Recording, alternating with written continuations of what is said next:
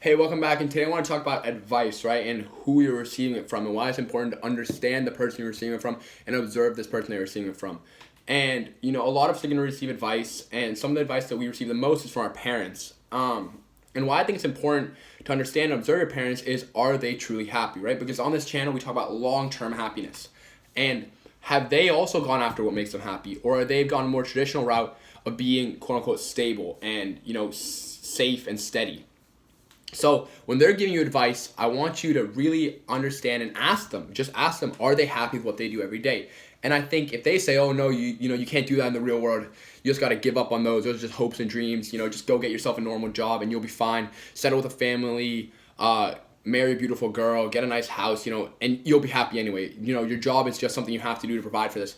But I think that's a very old-fashioned, I think that's a very stereotypical way of looking at it. And I truly believe that here we're really going for happiness. So when they're giving you advice, just understand, are they that type of parent that encourage you to go the safe and steady way? Or are they the type of parent that's really going to encourage you to go after happiness?